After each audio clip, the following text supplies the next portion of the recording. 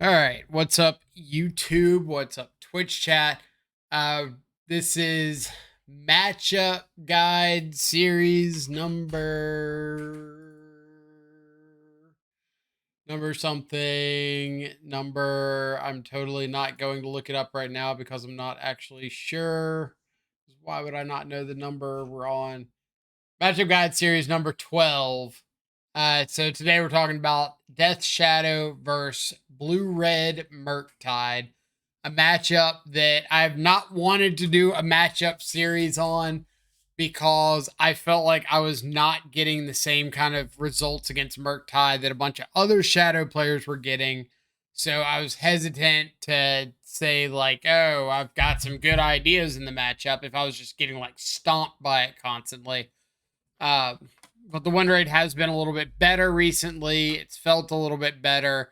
Feel like my play patterns against it are a little bit better. So I kind of wanted to do the video with some of these recent revelations, and hopefully it'll help out some other people who might be struggling with the matchup. Um, some of it I'm pretty confident in, some of it I'm still testing out, but we'll kind of go over that as we go. So, first off, you're in a blind game, game one. How do you identify that your opponent is on Murktide? Usually, no companion. I say usually, like Murktide, if they're playing Murktide, they can't run Gigantha. I'd assume they're not going to run like Karuga or something if they can't run one drops, or what's the other one? The odd CMC Obosh would mean you couldn't run like Ledger Shredder or Counterspell or Expressive Iteration. So probably not going to see a companion out of your Murktide opponent, but stranger things have happened. So no companion. Blue red producing lands like Spire Bluff Canal, Steam Vents early, Fiery Islet, with one drop threats like Ragavan, Dragon's Rage Channeler, or two drops like Ledger Shredder, Counterspell, Expressive Iteration, and an attempt to get cards into the graveyard pretty aggressively through the use of Mishra's Bauble, Consider, things like that. All pretty good giveaways. Usually, like no companion, blue red land, Ragavan, or DRC should be about enough to really tip the scale that hey, I'm against Murktide. I need to gear up a little bit. So you've identified your opponent is on Murktide. Now what? If you're playing the vast majority of Shadow variants, Murktide Regent itself is going to be what wins or loses the game one, the majority of the time. Uh, Usually you can kind of shut the door on smaller creatures with Lightning Bolt, Unholy Heat, Fatal Push, standing in the way of things like Ragavan. If you're on Grixis, you likely have a good amount of one mana interaction. You've got the ability to clog up the ground a little bit. You might have flyers that can outpace opposing Dragon's Rage Channelers or Ledger Shredders. So there's a reasonable chance you're not going to die to those. If you're on something like Jund, then Tarmogoyf is a really great threat to stand on the ground, get in the way a little bit.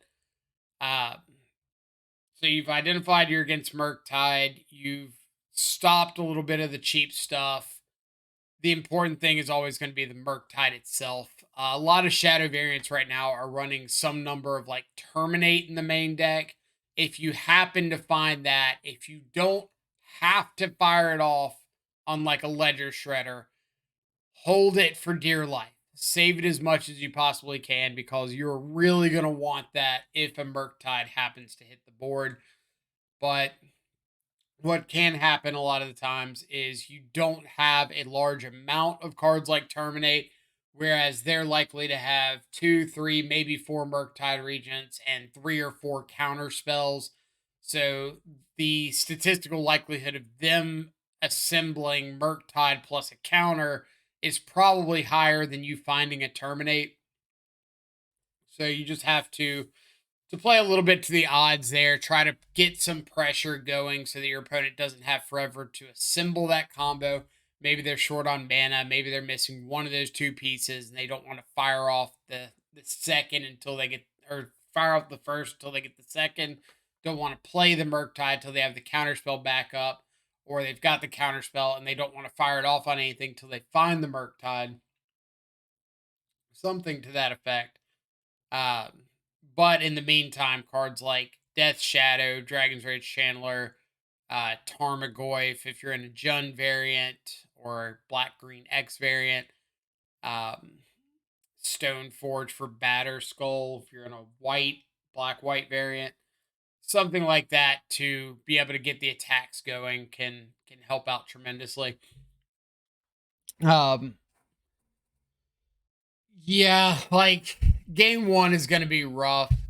Your opponent's going to have often not only the Murktide and the counter spells, but like 4 copies of Expressive Iteration, where game one we're really trying to aggressively trade 1 for 1, and you're just kind of having to pick whatever fight you feel you have a chance against.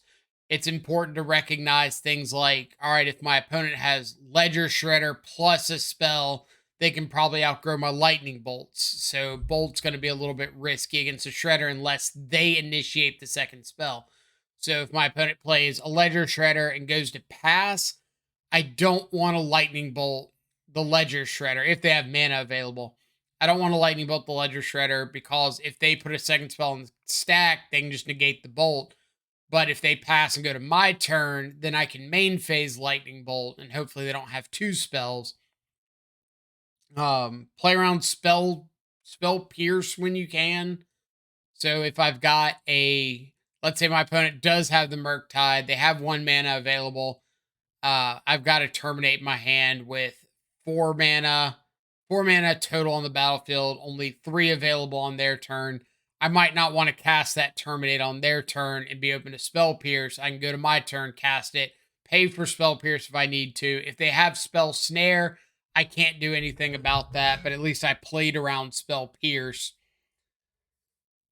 Any other main deck tips? Unholy Heat's going to be a little bit of a nightmare.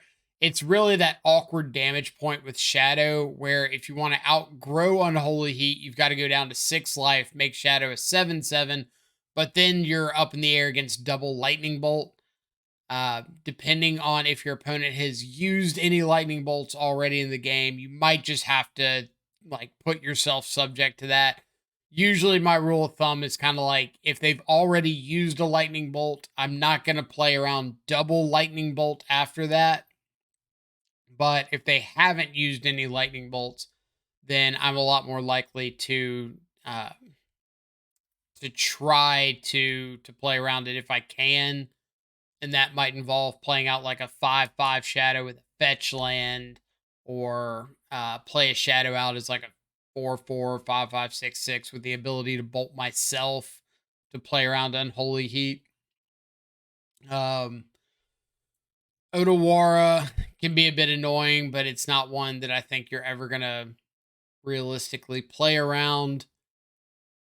Other than that, for the main deck, some Murktide variants run like a Blood Moon or 2 in the main. You really don't have any tools to fight that. Grixis might have like Drown in the Lock or Spell Pierce, but for the most part, you're gonna have a really tough time winning game one if you're not like utilizing your primary game plan. That being said, if you do get to a point where you have the ability to play around Blood Moon in the mid game without hurting your primary plan, then it's probably worth it. It's a lot more relevant in builds that have like the basic island or the basic forest in Jund, but just know that that's a possibility. Hiccuping. That's a possibility that might come up. So if you can afford to play around at game one, do it. But if it disrupts your primary game plan, then don't intentionally handicap yourself to play around a card that they might not actually have. All right, so you've gotten through game one, going to game two. What do you expect? So let's take a look at a couple Murktide lists, and that's the actual matchup guide, not that one. Take a look at a couple of Murktide lists and kind of talk about what's likely to come in, come out, where you might see some patterns out of Murktide. So on their side, cards that are very common to come in, engineered explosives. If they have extra copies of Spell Pierce, those could be pretty likely. A braid, I'll usually see them bring in a braid against like the Dragon's Rage Channeler, Ragavan builds of Shadow, but maybe not so much against like the Tarmogoyf Shadow, Scourge of the Skyclaves build, stuff like that. Dress down kind of the opposite. You will see that against Tarmogoyf and Scourge. Probably not going to see it against Ragavan Darcy. Unlicensed Hearse usually comes in all variants. Blood Moon comes in. Subtlety and Fury very likely to come in if they've got those. Essentially, any card that can provide a 2-for-1. In this case, with like Subtlety and Fury, being able to stop a threat and get a threat of their own down on the board is a pretty big tempo swing. Things like Seasoned Pyromancer will definitely come in. Um, Relic of Progenitus, if they're running that. See if there's any other. Yeah, there's like Spyro. There any other? I think that's about it. If they're playing like Jace the Mind Sculptor or something, you'll see that. Mystical Dispute a little bit more likely against like Grixis. Good way to fight. Um, Expressive Iterations, Drown in the Locks, Minor Misstep if they got that coming in, but Minor Misstep's probably one that I'm not playing around that aggressively. Slash probably can't play around that aggressively. All right, so on the shadow side, what are we likely to bring in? Let's go from the top. Grixis, Terminate, probably the single best card to bring in. A way to answer Murktide, answer big Ledger Shredders, answer a Hearse that's been activated. If you have multiples, you can fire off them off pretty aggressively against like Ragavans and DRCs and stuff. Engineered explosives. I used to be a lot higher on bringing in EE. I'm a little bit lower on it now. It's not bad by any means because you do get to take out like some of the 1 drops or 2 drops. Take out Hearse is really nice. But for the most part, I feel like if I keep Murktide off the board, then I can probably win the game. And since EE doesn't actually do anything to stop Murktide, I'm a little less excited about it. Spell Pierce and Flusterstorm, some number of those I'm usually boarding in. Pierce is better if you're worried more about like Blood Moon on turn 3, Hearse on 2. Flusterstorm, though, I think is going to be a little bit better against the spell side, against the counter spells, expressive iterations, unholy heats, um, Archmage's Charm, anything like that. Because like once you get past that first, second, or third turn, then Flusterstorm is also often going to be at base the same as Spell Pierce, but you have the ability to like terminate one of your opponent's threats and then Flusterstorm, or bolt them, then Flusterstorm, whatever the case may be. And at that point, Flusterstorm is going to outpace Spell Pierce. Kaito, I've really been liking. So Kaito coming down after like a Ledger Shredder or something attacking can often help run away with the card advantage. And if they spend removal spells on the Kaito, which they'd have to use like double bolt or an unholy heat or something like that, then that often means that like a Shadow or a Shredder or Croaks or something is safe. Uh, Hearse, I'm definitely bringing in. This is a matchup that's not won or lost with the graveyard because they can still outpace Hearse and like play a Murktide, but Hearse really helps on the value graveyard side. So like keeping a Dragon's Rage channeler off Delirium a little bit longer, making a smaller Murktide when they cast it, maybe threatening to take them off Delirium when they're going for an Unholy Heat, something like that. So Hearse can have a lot of viability. Things I'm boarding out in Grixis, usually like Thoughtseize. It's a really, really dead top deck in the mid to late game where your opponent's likely either top decking like counter spells or ways to interact, 2-for-1s, things like that. You don't want to be top decking a 1-for-1. Drown in the Lock, usually trimming some number because Murktide itself makes Drown in the Lock worse. But then if on top of that I'm bringing in Unlicensed Hearse, then Drown's going to be worse. That being said, the first drown I think does have a lot of value because it can often kill whatever you want outside of a Murktide or counter whatever spell you want outside of a Murktide.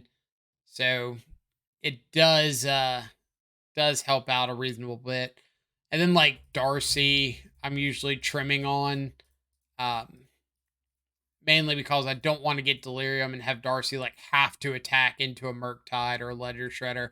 I have had a lot of games that I've won by like Darcy bobble on one, Thoughtseize, kill your dude, attack for 3 on 2, and then just start like tempoing out with a Darcy.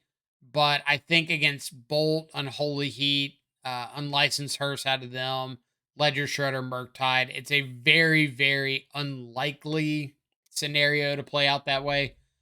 Um, and then last, I'll board out like a Ragavan or 2 on the draw, especially just because they have so many ways of dealing with it. They can have bolts, heats, their Darcy's or Ragavan stand in front of it. Ledger Shredder stands in front of it.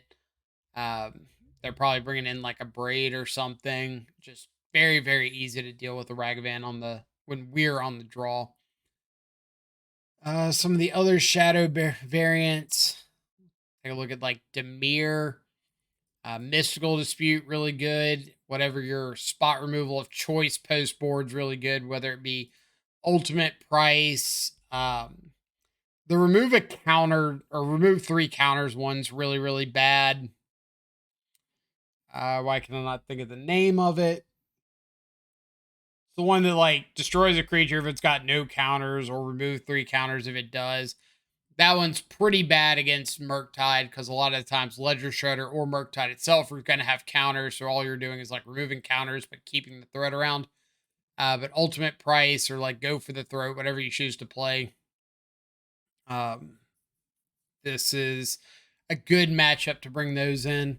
And like I said, Mystical Disputes, Flusterstorm, something like that. Any other value 2-for-1 you've got, whether it be Unlicensed Hearses in your board, maybe you've got Planeswalkers like Kaito or Jace. This is a good matchup for those. Boarding out, usually cutting like the Thoughtseizes, kind of like I would in Grixis. Board out some of the Drown in the Locks. And that's usually about all you kind of need. I feel like the Demir versions have a reasonable matchup against Blue Red Murktide as long as you can fight over turn 1 Ragavan, Expressive Iteration, and Murktide itself. Everything else, like they usually have to double up spells to kill one of your Murktides or Shadows, and you've got Street Wraiths as like a combat trick. For something like Jund, I've been on and off of like boarding in, say, Turok in a matchup like this. It's okay, but it is like a 4-mana sorcery speed play, so it's a little iffy. If you've got something like Grist in your board, that's really good. Bring in Hearses, Soul Guide Lanterns, whatever your Grave Hate piece is, EE. And then again, like I said, Terminate's probably your best card in the matchup. So I would definitely board those in. If you have a value piece that can take out Blood Moon, like in this case, Outland Liberator, I would very likely bring that in. If you're, or like a Haywire Might, something like that. But if you're enchantment hate or artifact hate only hits artifacts, enchantments, and does nothing else, like say Ancient Grudge, I'm not bringing in Ancient Grudge for Unlicensed Hearse because if they don't have the Hearse, that Grudge just does nothing. If my opponent doesn't have a Blood Moon or a Hearse and I have an Outland Liberator, at least I've got an attacking body. So the floor on it is a lot higher than just having a like 1 or 2 mana card that does nothing. Um, So cards like Natural State, Force of Vigor, things like that. I'm not bringing in. Uh, got Golgari for what it's worth. Um, if you're running Bitter Blossom in your sideboard, that's a really good board in against Murktide. They usually don't have a way to actually get the enchantment off the board, and having a guy that can come out and block like Ragavan, Murktide, Ledger Shredder every turn at the cost of only one life is very very positive. Yeah, Terra Sunder is a solid one. Terra Sunder can not only hit like the hearse or the blood moon or whatever, but more importantly, can be kicked and hit Murktide, Ledger Shredder, Bajuka Bog's good, just to nuke a yard. Any other interesting versions? So if you're running like one of the Mardu or Orzov, any sort of like Shadow Blade variant, if you have Batter Skull, I would bring it in this matchup. Like a Batter Skull standing on the board can do a lot of work for you. Yet again, like terminates, whatnot. March of Otherworldly Light is a really good one to bring in because you can use it to exile like a Blood Moon or a hearse, but it can also hit creatures. Ob Nixilis is kind of whatever. Don't think I've ever been a big fan of the card, but doesn't hurt to try it out. Uh, Boarding out. I guess I didn't talk about board outs and like Jund and Grixis, so or Jund and Golgari and stuff. So we'll have to go back through that.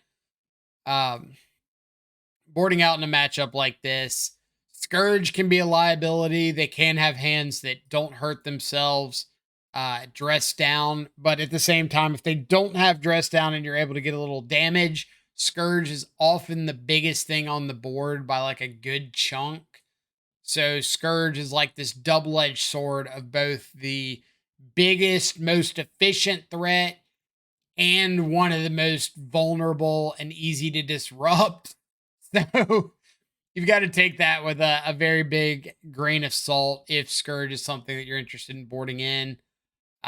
Feast and Famine's okay. Like Fire and Ice is a lot better against Murktide, but Feast and Famine's okay. Maybe trimming on a Nahiri if you're expecting more counterspell, but for the most part, just like Thought Seizes, Dragon's Rage Channelers, just like the other variants. Jund, some of the board outs. Teamer Battle Rage, you don't want to set yourself up for a 2-for-1. Thought Seizes are pretty weak. I might board out a couple Street Wraiths since I'm boarding out Teamer Battle Rage. For the most part, for me, these cards kind of come together. Like, if Teamer Battle Rage is a good card in the matchup, more than likely you want Street Wraith to kind of take advantage of this. But if Teamer Battle Rage is a liability, more than likely I'm boarding out some number of Street Wraith, because if this is less important, then lowering my life aggressively and working to find this is less important. Obviously, there's some exceptions like Burn. Street Wraith is really bad, but Teamer Battle Rage is fantastic, so adjust accordingly. Against Golgari or with Golgari, again, like hand disruption's a lot worse. So maybe like the 6 pieces of hand disruption for 2 Terra Sunder, Hearse, Soul Guide, 2 Bitter Blossom, and then maybe like, I don't know, the Dark Confidants, 2 Confidants for Bajuka Bog and an EE. Anything else? If you're on like one of the Underworld Breach versions, I have one of those over here somewhere. Thought I did. If you have on one of the Underworld Breach versions, Underworld Breach is like a pretty good card against them. You can play it through Blood Moon, get a lot of value after that. You can also play like a value Underworld Breach early, get back a few iterations, help pull ahead on cards. Why do you want to cut all the hand disruption? For the most part, it's because you get to a top deck war, kind of like old school Jund used to do. If you have a Thoughtseize early and you're able to take a Murktide or something, it's really good. But if you get to a late game point, then your opponent's just like casting that Murktide off the top anyway, or they're casting that expressive iteration off the top. And you just want to make sure that like all of your top decks are live because your opponent's going to be casting a bunch of 2-for-1s. You don't want to be in a position where like you're playing a 1-for-1 game against your opponent playing 2-for-1s because eventually they're going to outvalue you that way. Um, it's kind of that situation where if I could guarantee I had that hand disruption on the first turn of the game, I would keep it in. But as soon as you have it in, you run the risk of not having it in the first turn and finding it later.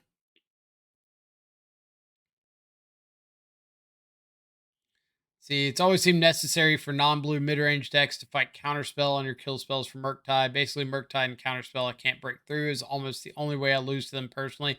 Yeah, that's a fair argument. Like if you feel that the hand disruption is more important for you against them, uh, personally, I think there's more flexibility to be had by upping the number of or total number of interactive spells post board because, like, if I'm able to um, have a few extra, like, removal spells, knock out some of the early threats, and make them play out that Murktide or whatever earlier than they want to, then I feel like I can punch a hole in there somewhere. If I if I'm on the back foot and I'm like casting hand disruption while they're playing out threats because I'm not killing those threats, then I feel like they're able to control the tempo of the game a little bit better. And they don't have to play out that Murktide or whatever until they want to or until they can adequately counter it or adequately protect it. So for me, I felt like more removal, regardless of the variant, has helped me more than the hand disruption has, just because I get to kind of work through things as they're coming out instead of making a decision between like hand disruption, killing something, playing to the board. Blue black, you can fight on the stack, so I like taking out the hand disruption. Like it's it's definitely better in the blue black variants uh to take out the hand disruption. No argument with that. But I think that model still kind of plays over to like Golgari and Jund and stuff. And at least for me personally, uh being able to go that route of like having more straight up get a stuff or get something out of the way cards has been more effective. Like I'd probably go up to a third, fourth terminate and Jund, something like that. And I think that would help tremendously. But like you are gonna have good games of turn one Thought Season to turn two Tarmogoyf. The issue is if your opponent has like turn one Ragavan and you've got turn one Thought Seize, uh, are you casting it there? Probably not. So you're probably killing the Ragavan. So now you have turn two Ledger Shredder. All right, well, am I killing that or am I casting my hand disruption? Well, I probably need to kill it. And then turn three, now they've got counterspell for my hand disruption, or they've got expressive iteration into something. And like they're already tempoing ahead of my hand disruption. So it's kind of that, all right, if I'm not casting the hand disruption on turn one when it's like mana efficient, like when in my curve am I finding a good spot to cast it? And you can, like you said, try to wait for a position where your opponent's got Murktide down. You've got a kill spell for Murktide, and you want to hit them right before you cast the kill spell. Uh, and then you just run into the situation of like, all right, if they don't have the Murktide and I'm sitting on this terminate and this thought seize, like how long am I going to go through this before I just fire this off? Because now I've got thought seize and terminate. I'm waiting for my opponent to play a Murktide because I can't beat the Murktide without the thought seize and terminate. If my opponent doesn't play the Murktide, am I going to sit there with those two cards in hand, like indefinitely waiting for the Murktide because I refuse to fire off this terminate on a Dragon's Rage channeler or something?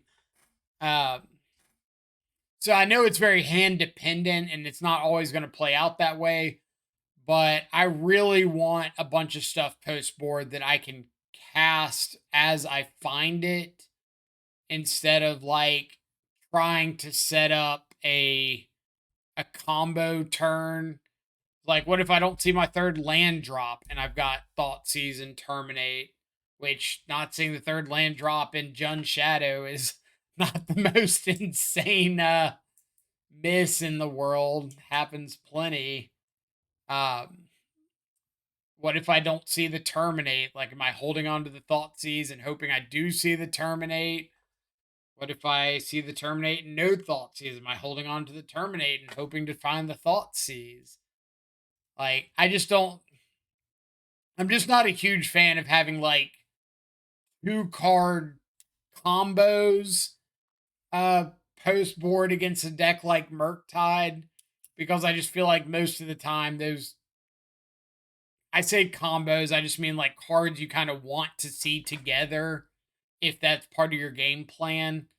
Um I just feel like it's pretty pretty small likelihood I'm going to see them when I want to see them. See, try to sit on my hand disruption for as long as I can for the reason I said before. I feel like if I keep Murktide in check, I can beat everything else. Just very fair. Like, that's almost to a T what I said earlier is Murktide itself is usually the reason that you lose to this deck as a black green X or blue black X shadow deck. Um, that's from the Jund perspective. Like, it could also be a situation that actual Jund might have more ways of dealing with Murktide. So it's a lot more likely that you see the hand disruption plus the answer for the Murktide, where Shadow might have like three ways of actually killing the Murktide. So it's a little less likely that you'll see both at the same time. But ultimately it kind of comes down to what's working for you, right? Like, obviously, Steven, you're saying that hand disruption plus a removal spell for Murktide is what's worked for you. What's worked for me is upping the number of actual like kill spells, just unconditional kill spells, having more terminates or um, something like that. And that also carries over a little bit to other matchups. Like, having more terminates has helped tremendously with like the scam matchup. Because now I just get to kill a scammed grief or fury more consistently. So I get a little bit of a play over there. And then if I happen to run against like a Hammer Time deck or Jun Saga or something, I'm always happy to have more terminates against Amulet Titan. So pick your poison for the most part. But I hope a little bit of this insight helps out. Sometimes you got to live the quad terminate life. I am starting to get on board with the quad terminate life. I didn't really mention Rakdos. I should probably mention that one. Terminate great. Prismatic ending's okay. Deals with everything except for Murktide. Cannot hit a Blood Moon because you don't have a white source after a Blood Moon. Hearse is good. Spell Bomb, if you're wondering, Spell Bomb is good. About it for that one. Main deck. Things I would look at boarding out. Again, Scourge is kind of like hit or miss. Street Wraith is kind of whatever. Darcy's kind of whatever. Rakdos is probably one I'd be a lot more inclined to leave in Thought Seizes for, just because your main game plan involves so much more of like Shadow and Scourge or Dolphy, something like that protected. So I think it's a little more important to have that hand disruption. But yeah, that's about it. Hopefully, some of these tips help. If you have any questions or comments on the matchup, feel free to leave them down below. Otherwise, we'll be back next time with another matchup guide.